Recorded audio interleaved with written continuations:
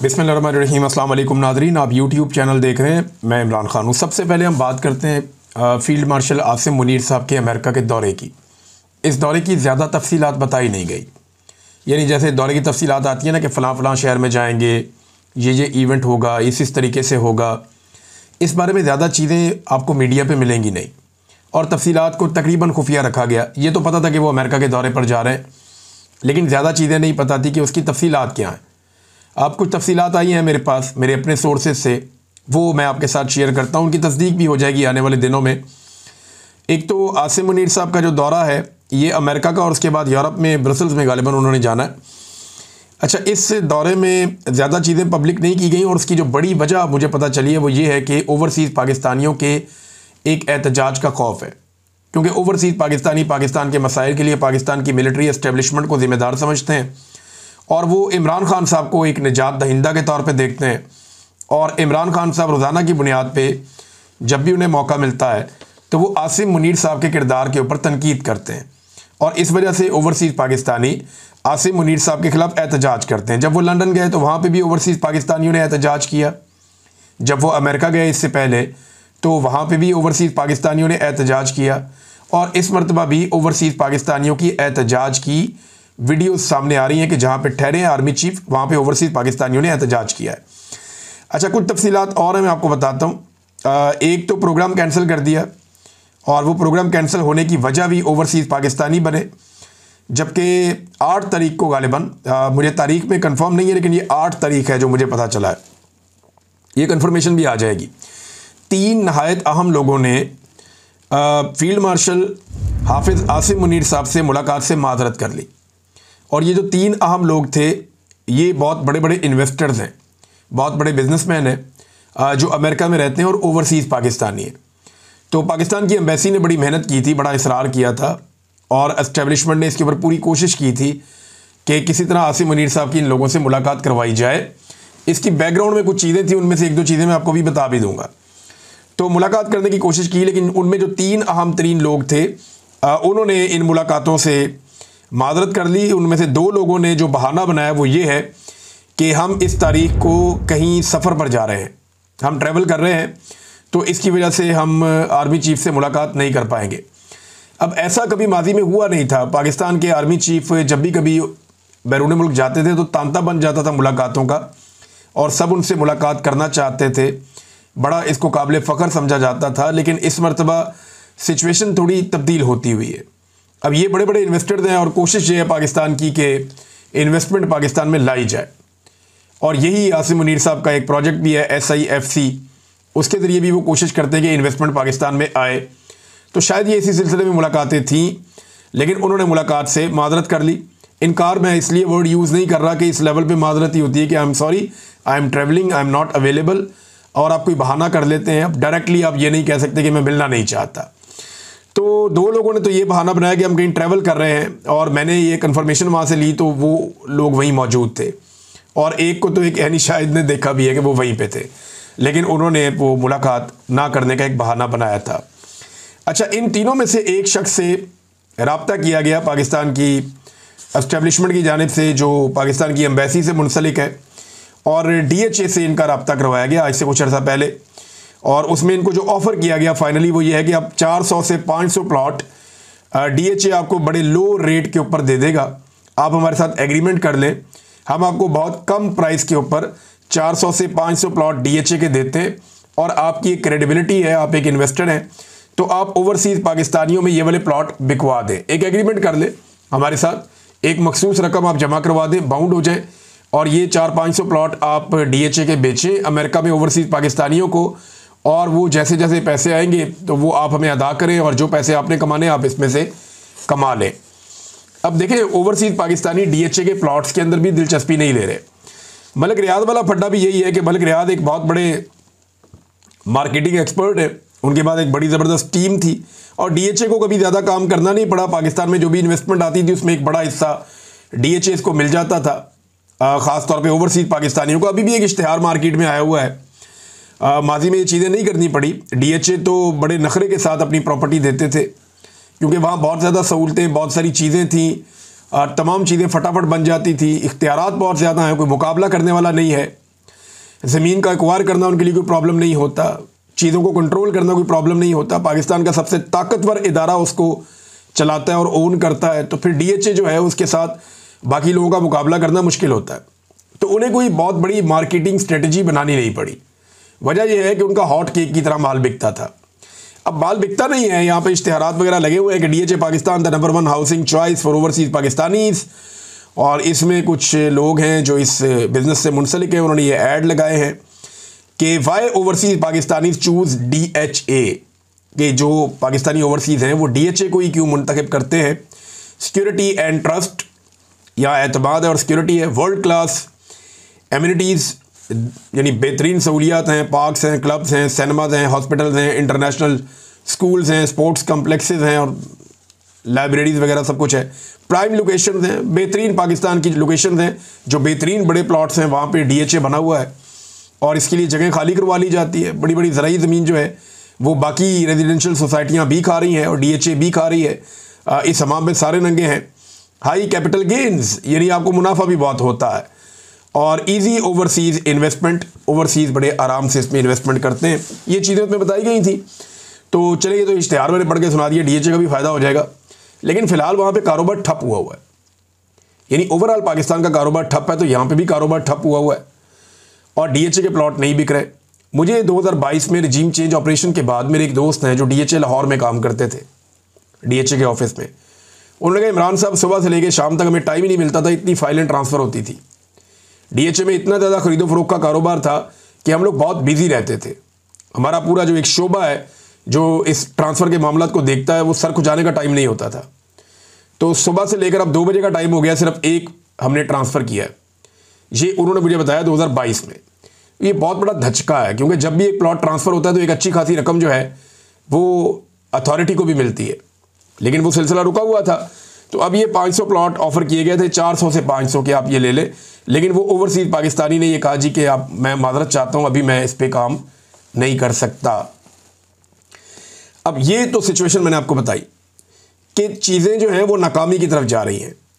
मैं आगे चल के आपको बताता हूँ कि नाकामी क्या है, उसके लिए ज़िम्मेदार कौन है। लेकिन जो बड़ा फड्डा पड़ा हुआ है वो है मामला आसिफ मुनीर साहब की एक्सटेंशन का वक्त करीब आते आते एक टेंशन का माहौल पाकिस्तान में बन गया है। आप देखें ना, PMLN के ऊपर, या जो एस्टेब्लिशमेंट की चहीती पॉलिटिकल पार्टी जिसको 17 नशिस्तों से उठाकर 2/3 अक्सरियत दिलवाई गई है, अचानक से उसके और उसके कीमती ब्यूरोक्रेट्स के ऊपर करप्शन के मामला आ रहे हैं, ख़बरें निकाली जा रही हैं। सबसे पहले मरीम नवाज़ की खबर निकलती है कि 10 खरब की एक बेज़ाब्तियाँ और बेकायदगियाँ हैं, यहाँ पे ये खांचा खुल जाता है। उसके बाद पता चलता है जी कि जो सुथरा पंजाब है उसके अंदर अरबों रुपए जो है वो कहाँ गए, किसी को कुछ पता ही नहीं, उसका एहतसाब होना चाहिए। फिर ब्यूरोक्रेसी के ऊपर डंडा चलना शुरू हो जाता है। तो मल्टीपल चीज़ें साथ साथ हो रही हैं और इनको हवा भी दी जा रही है। दूसरी जानिब जो है वो वहाँ से भी कुछ सख्तियाँ हो रही हैं। तो मामला है क्या? देखिए, जब भी कभी एक आर्मी चीफ की एक्सटेंशन का टाइम आता है ना, तो मुल्क में एक टेंशन क्रिएट हो जाती है, ये ऑब्वियस है। जो एक्सटेंशन वाला साल होता है या रिटायरमेंट वाला साल होता है, उस साल ये चीज़ें होती हैं। अब 2025 जो है वो आर्मी चीफ की तब्दीली का साल है उसूलन, नवंबर में। लेकिन क्या ये तब्दीली होगी या एक्सटेंशन होगी, ये फैसला अभी हम नहीं कर सकते। हम इस पर बात तो कर सकते हैं, लेकिन हम नहीं जानते कि क्या होगा। लेकिन इस साल में टेंशन हुकूमत और एस्टेब्लिशमेंट में क्रिएट होना एक फितरी और एक नॉर्मल बात है, क्योंकि कोई भी इस ओहदे को छोड़कर जाना नहीं चाहता। मैंने तो अपनी ज़िंदगी में जितने भी आर्मी चीफ देखे हैं वो सारे इस ओहदे के ऊपर रहना चाहते थे। कोई भी इस ओहदे को छोड़कर जाने पर तैयार नहीं था। चंद सवालात बड़े ज़रूरी है आर्मी चीफ साहब की एक्सटेंशन को लेकर, और वो जवाब हमें, जो कानून साजी की गई है असेंबली में, उस कानून साजी को पढ़ के भी वो जवाब हमें नहीं मिलते। यानी कुछ चीज़ों को इबाम में रखा गया है या उनको पब्लिक नहीं किया गया। जो सर्विसेज चीफ की तकर्री और उनकी मुद्दत मुलाजमत के हवाले से जो बातें कानून साजी में हैं, उसमें अभी तक कोई क्लैरिटी नहीं है हमारे सामने। तो जो सवालात हैं उनमें एक बड़ा सवाल यह है कि आर्मी चीफ या सर्विसेज चीफ की मुद्दत मुलाजमत 5 साल हो चुकी है या अभी होनी है। मैं इसलिए कह रहा हूँ कि कानून तो बनाया 1 साल पहले, आर्मी चीफ को आए हुए हो गए हैं 2.5 साल। तो जो पिछली तैनाती है, क्या उसके ऊपर भी ये कानून असरअंदाज होगा, या आइंदा से आने वाला हर आर्मी चीफ या सर्विसेज चीफ जो है वो 5 साल की मुद्दत इंजॉय करेगा, या पीछे वाला भी इंजॉय करेगा? इसके बारे में क्लैरिटी नहीं है। अब अमूमन जो है वो माजी से इतलाक नहीं होता कानून साजियों का, वो आइंदा से होता है कि अगली तकर्री से हम ये तय कर रहे हैं कि जो भी आएगा वो 5 साल तक रहेगा। दूसरा सवाल ये है कि क्या आर्मी चीफ को 3 साल जो है वो 3 साल को 5 साल किया जाएगा या 3 साल मुकम्मल होने पर नए 5 साल मिलेंगे। ये बहुत अहम है। देखें, अगर ये आर्मी चीफ पिछली मुद्दत मुलाजमत मुकम्मल करते हुए 29 नवंबर को रिटायर हो जाते हैं, हालांकि इनकी जो मुद्दत है वो 25 नवंबर को गालिबन वो पूरी हो जाती है, क्योंकि उससे पहले रिटायर हो गए थे, तो रिटेन करके इनको आर्मी चीफ बनाया गया। दोबारा समरी भी मंगवाई गई ताकि इनका नाम शामिल हो, आसिम मुनीर साहब का। तो इसको ज़रा थोड़ा सा आप गौर करें कि अगर 29 को फ़र्ज़ कर दें वो रिटायर होते हैं और एक और एक्सटेंशन मिलती है तो वो 5 साल की होगी, तो 3 ये हो गए और 5 अगले हो गए, 8 साल तो हो गए सीधे। लेकिन अगर ये कहा जाता है कि हमने क्योंकि जो 5 साल कर दिया था वो आसिम मुनीर साहब के लिए वो अप्लाई हो सकता है, तो 3 साल प्लस 2 साल और ये 5 साल फिर ऐसे होगा। और अगर ये एक नया आर्मी चीफ लेकर आ जाते हैं, जिसके इम्कानात भी हैं कि ये आर्मी चीफ रिटायर हो जाते हैं, एक नया आर्मी चीफ आ जाता है नवंबर में, तो अगर वो आता है तो वो 5 साल के लिए आएगा या 3 साल के लिए आएगा। क्या ये मामला अदालत में चैलेंज होगा? ये हैं जनाब सवालात। अब तीसरा सवाल ये खड़ा होता है कि क्या ये कानून साजी अदालत में चैलेंज हो सकती है? तो देखें, 26वीं आईनी तरमीम आई इसलिए थी कि अदालतों को कंट्रोल किया जा सके, और कोई कानून साजी या कोई चीज़ अगर अदालत में चैलेंज हो तो आईनी अदालत मौजूद हो जिससे मर्जी का फैसला लिया जा सके, तो वो मौजूद है। क्या नवाज शरीफ फील्ड मार्शल आसिम मुनीर को मजीद एक्सटेंशन देंगे? ये है जी सबसे इंपॉर्टेंट क्वेश्चन। नवाज शरीफ साहब के बहुत सारे शिकवे और शिकायतें भी हैं। लंदन प्लान जिसका जिक्र इमरान खान साहब भी करते थे, पीटीआई के लोग भी करते हैं, उनका ये कहना है कि जो लंदन प्लान है उसमें यह तय पा गया था कि नवाज शरीफ को बनाया जाएगा वज़ीर आज़म। अब उनको तो नहीं बनाया गया, बल्कि सबको लास्टिक की शलवार पहनाई गई, तो नवाज शरीफ को वो भी नहीं किया गया। उनकी शलवार में ना लास्टिक डाला गया ना नाला डाला गया, उनको बीच में लटका दिया गया। जो यास्मीन राशिद वाली सीट है वो तो सबसे खौफनाक किस्म की धांधली है, और वो तो ओपन है, यानी उसको जानबूझकर ऐसा रखा गया कि जब दिल करे नवाज शरीफ साहब का बाजू मरोड़ दें।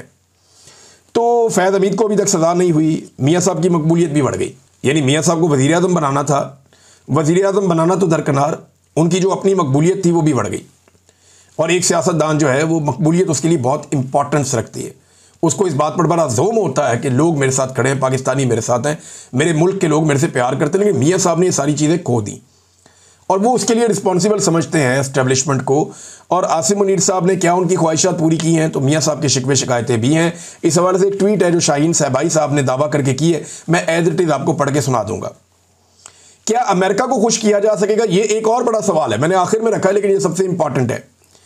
बड़ी सख्त डिमांड है अमेरिका की, और इसराइल को तस्लीम करना जो है बहुत बड़ा एक चैलेंज है कि इसराइल को क्या पाकिस्तान तस्लीम कर सकेगा, क्योंकि डोनाल्ड ट्रंप की एक बड़ी जो डिमांड है पाकिस्तान से, वो ये चाहता है कि पाकिस्तान इसराइल को तस्लीम करे। और डोनाल्ड ट्रंप की शख्सियत ऐसी है कि वो ज़्यादा इंतज़ार करने वाला आदमी भी नहीं है। आखिर में आपको एक बात बताता हूँ कि नवाज शरीफ ये अच्छी तरह जानते हैं कि उनके हाथ में अगर कोई हथियार है तो वो नवंबर तक है, उसके बाद मियाँ साहब निहत्थे हो जाएंगे और फिर तमाम तर जो है वो ताकत वो दूसरी तरफ चली जाएगी, एस्टेब्लिशमेंट के पास चली जाएगी, और जितने फेलियर हैं वो सारे सियासतदानों पे डाल दिए जाएंगे। अब मैं आपको बताता हूँ कि मईशत के हवाले से हुकूमत भी नाकाम हुई है और एस्टेब्लिशमेंट भी नाकाम हुई है।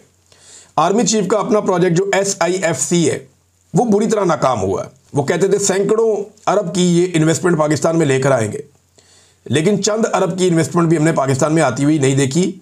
हालांकि ये हुआ कि पाकिस्तान से पाकिस्तानी भी मुल्क छोड़कर चले गए और बहुत सारे लोग अपनी इन्वेस्टमेंट भी पाकिस्तान से निकाल कर चले गए, बल्कि बैनुल-अक़वामी कंपनियां जो पाकिस्तान में काम कर रही थी वो अपने प्रोजेक्ट बंद करके जाने लगी। तो पाकिस्तान से सरमाया अंदर आने की बजाय SIFC बनने के बाद सरमाया पाकिस्तान से बाहर गया। कर्जे के ऊपर ये मुल्क चल रहा है और कर्जे के पैसे अपने हमने रखे हुए कौमी खजाने के अंदर भी। अब हो ये रहा है कि SIFC भी नाकाम हो गया, जबकि उड़ान पाकिस्तान का जो हुकूमत का मनसूबा है वो भी नाकाम हो गया। अब ये दोनों एक दूसरे को जिम्मेदार समझते हैं मईशत की तबाही के लिए और एक दूसरे से बुग़्ज़ भी रखते हैं, ये बात बड़ी क्लियर है। लेकिन इन दोनों के इकट्ठे होने के पीछे एक वजह जो है इमरान खान है, कैदी नंबर 804। इन दोनों को लगता है कि वो हम दोनों से ताकतवर है, अगर हम अलग अलग हुए तो वो हम दोनों को मारेगा, हम जब तक इकट्ठे रहेंगे हमारा इसमें सर्वाइवल है। यही एक चीज़ इन्हें इकट्ठा रखे हुए है। इदारे में ये सोच है कि इन बेशर्मों की वजह से हमने अपनी इज्जत गंवा ली, हमने अवाम के अंदर अपनी बेइज्जती करवा ली, लेकिन इनसे डिलीवर नहीं हुआ, ये मुल्क को ठीक ही नहीं कर सके। दूसरी तरफ सियासतदान ये समझते हैं जब ये सारे फैसले एस्टेब्लिशमेंट ने करने हैं और हर चीज़ पे उनका कंट्रोल होना है, हर इदारे में लाके उन्होंने अपना बंदा बिठाना, और वो भी चुप करके कहते हैं बिठाओ जी बिठाओ, इधर भी बिठाओ, इधर भी बिठाओ, इनके खाते में डालो। वो कहते हैं जब सारा कुछ इन्होंने करना है तो फिर बदनामी भी इनकी होनी चाहिए, हम इनके खाते डालेंगे। तो अब ये जो फेलियर है ये दोनों लोग एक दूसरे के ऊपर डाल रहे हैं और बार बार डाल रहे हैं। शाहीन सहबाई साहब का ट्वीट यहां पे पढ़ना बहुत ज़रूरी है, मैं आपके सामने रखता हूं। उन्होंने कहा, खुफिया रिकॉर्डिंग की गूंज, इस्लामाबाद के ऐवानों में कुछ नई खुफिया बातों की रिकॉर्डिंग के बड़े चर्चे हैं। ये बातचीत जरदारी, नवाज शरीफ और कई नून लीग और पीपल्स पार्टी के लीडरों के दरमियान है, जिसमें कहा जा रहा है कि आसिम मुनीर को गालियां भी दी गई। फौज समझती है कि नवाज और जरदारी किसी भी वक्त एस्टेब्लिशमेंट के खिलाफ खड़े हो सकते हैं और नवंबर में नए नोटिफिकेशन पर गौर हो रहा है, यानी आर्मी चीफ को तब्दील किया जा सकता है। लोग कह रहे हैं कि आसिम मुनीर ने इन सियासतदानों के कान और हाथ मरोड़ने के लिए उनकी मीटिंग की रिकॉर्डिंग हासिल कर ली। एक दीवार ने कानों से सुना कि एक अहम शख्सियत, जो हो सकता है शहबाज शरीफ या मरियम हो, इन्हें कुछ हिस्सा सुनवा भी दिया गया है, यानी अपनी नौकरी के लिए सबकी ऐसी तैसी करने को तैयार हैं। ये जनाब शाहीन सहबाई साहब की ट्वीट है और ये पूरा एक नया सिनेरियो जो है उसको बिल्डअप कर रहे हैं। आसिम मुनीर साहब का एक स्टेटमेंट है, बड़ा इंपॉर्टेंट स्टेटमेंट है फील्ड मार्शल का। मैंने siyaasat.pk पे ये स्टेटमेंट पढ़ा और मुझे बड़ी खुशगवार हैरत हुई ये स्टेटमेंट पढ़ने के बाद। उन्होंने कहा कि आइन को ना मानने वालों को हम पाकिस्तानी नहीं मानते। ये फील्ड मार्शल आसिम मुनीर साहब ने कहा कि आइन को ना मानने वालों को हम पाकिस्तानी नहीं मानते। हम भी नहीं मानते, मानना भी नहीं चाहिए, लेकिन क्या हमने ये गौर किया कि आइन किसने तोड़ा और कौन कौन है जिसने आइन को नहीं माना? तो आसिम मुनीर साहब कह रहे हैं कि परवेज़ मुशर्रफ, ज़ियाउल हक, याया खान, अयूब खान, जनरल फैज़ हमीद और जनरल बाजवा, इन लोगों ने तो आइन की धज्जियां उड़ाई हैं। ये दो ने तो रिसेंटली उड़ाई हैं, दोनों जिंदा हैं, और बाकी 4 डिक्टेटर जो है फौत हो गए।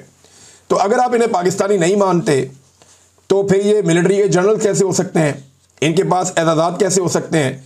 तो इनकी कब्रों का ट्रायल होना चाहिए।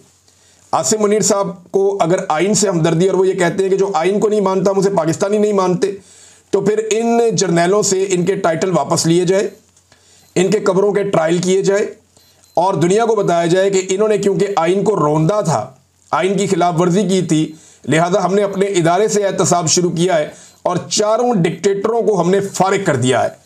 और फिर जनरल बाजवा, जिनके बहुत सारे गवाह आज भी मौजूद हैं, और वो सारे बताते हैं कि जनरल बाजवा ने सियासत में मुदाखलत की, गैर आइनी हथकंडे इस्तेमाल किए, अपने हलफ को तोड़ा।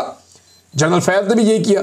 तो इन दोनों को भी निशाने इबरत बनाए, जबकि आपका फैसला जो है वो आने वाले कर देंगे, क्योंकि 90 दिन में इलेक्शन कराना भी आइन में लिखा है और इलेक्शन कमीशन भी इसके अंदर फंसेगा, क्योंकि उसने 90 दिन के अंदर इलेक्शन नहीं करवाया। ये नाज़रीन इंपॉर्टेंट था, मैंने आपके सामने रख दिया। 2 और खबरें हैं। एक खबर है अहमद बोबक, ये बड़े अच्छे सोशल मीडिया एक्टिविस्ट हैं और इन साहब के ऊपर एक मुकदमा दर्ज कर लिया गया है, इनके ख़ानदान को हरासा किया जा रहा है। मैंने अहमद बोबक साहब को काफ़ी पढ़ा है, यानी ट्वीट अक्सर इनका सामने आता है, मैं पढ़ता हूँ। कभी कोई गैर इखलाकी, कोई गालम गलोच, कोई ऐसी चीज़ ये करते नहीं है। ये तो ख़बरों पे बात करते हैं, हक़ाइक़ के ऊपर बात करते हैं। अब ये एक पॉलिटिकल नौजवान है और पॉलिटिक्स करता है और वो एक एक्टिविस्ट है, ह्यूमन राइट्स की बात करता है, ख़बरों के ऊपर अपना तबसरा करता है, तो दलील से बात करनी चाहिए ना।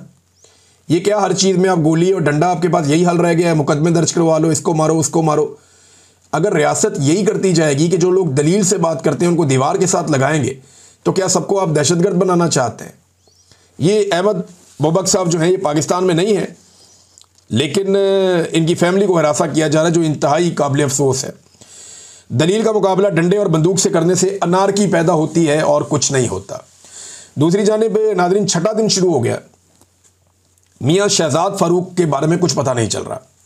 बाकायदा एक वीडियो मौजूद है जिसमें नज़र आ रहा है कि मियाँ शहजाद फारूक के ऊपर टॉर्चर किया जा रहा है पुलिस की जानिब से। पुलिस पहचानी जा रही है, पता चल रहा है कौन है पुलिस वाले।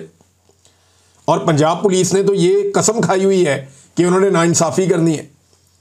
बाकायदा मियाँ शहजाद फारूक मुख्तलिफ गवाहों की मौजूदगी में गिरफ़्तार होते हैं, उनको टॉर्चर करके गिरफ़्तार किया जाता है, पुलिस की गाड़ी में डाला जाता है और उनको गिरफ्तार कर लिया जाता है। जो उनके साथ लोग मौजूद थे वो बताते हैं कि जनाब हमारे सामने वो मौजूद थे, उनको वहाँ से उठाकर लेकर गए और फिर नामालूम अफराद आते हैं और उन्हें ले जाते हैं। अब छठा दिन हो गया, उनके बारे में कुछ पता नहीं चल रहा कि ये शख्स कहाँ गायब है। जबरी तौर पे गुमशुदगी और लापता करने का एक ज़बरदस्त केस है ये। अदालत ने अगर इंसाफ देना है, लाहौर हाई कोर्ट में जस्टिस आलिया नीलम साहिबा हैं, अगर वो इंसाफ देना चाहती हैं या इंसाफ में बिलीव करती हैं तो ये क्लासिकल केस है।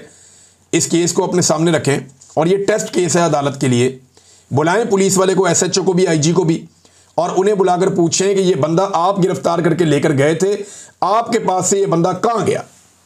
और वो जो बाकी लोग साथ गिरफ्तार हुए थे उनको बुलाएं और बुलाकर पूछें कि आपके साथ ये बंदा गिरफ्तार होकर पुलिस के पास गया था, इसको वहां से कौन छीन कर लेकर गया और बाहर किसने निकाला था।